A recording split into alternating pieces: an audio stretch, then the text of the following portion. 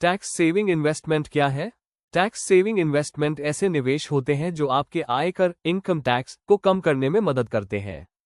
इन निवेशों में लगाए गए पैसे पर आपको आयकर अधिनियम की धारा 80C, 80D, 80CCD आदि के तहत टैक्स छूट, टैक्स एग्जम्पशन मिलती है। टैक्स बचत के लिए निवेश करने से पहले अपनी जोखिम क्षमता, रिस्क एपेटाइट देखें। लॉन्ग टर्म गोल्स पर फोकस करें। विविधता रखें, diversification. Types of tax saving investment 1। धारा 80D के तहत हेल्थ इंश्योरेंस प्रीमियम, स्वयं, परिवार और माता पिता के स्वास्थ्य बीमा प्रीमियम पर टैक्स छूट। अधिकतम 25,000 रुपये से 1 लाख रुपये तक, आयु के अनुसार। 2। धारा 24B, होम लोन का ब्याज, मकान के होम लोन के ब्याज पर 2 लाख रुपये तक की टैक्स छूट।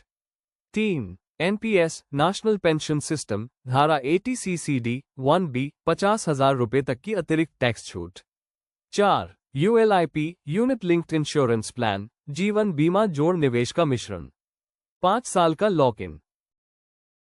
5। धारा 80C के तहत निवेश अप टू 1.5 लाख रुपए की छूट। 1।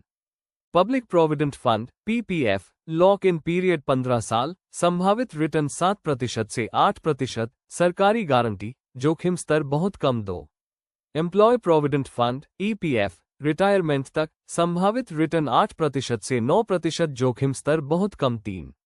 Equity linked saving scheme ELSS, lock in period 3 साल, संभावित रिटर्न 12% से 15%, औसतन, जोखिम स्तर उच्च, market risk.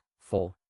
National saving certificate NSC, lock in period 5 साल, संभावित रिटर्न 7% से 8%, जोखिम स्तर कम। 5। 5-year tax saving fixed deposit, lock in period 5 साल, संभावित रिटर्न 6% से 7%, जोखिम स्तर कम। 6। सुकन्या समृद्धि योजना SSY, बेटी की उम्र 21 साल, संभावित रिटर्न 7% से 8%, जोखिम स्तर बहुत कम। 7। Senior citizen saving scheme SCSS, lock in period 5 साल, संभावित रिटर्न 8% से 8.5%, जोखिम स्तर बहुत कम। 8। लाइफ इंश्योरेंस प्रीमियम पॉलिसी, अवधि के अनुसार, बोनस सहित रिटर्न, जोखिम स्तर कम, औसत।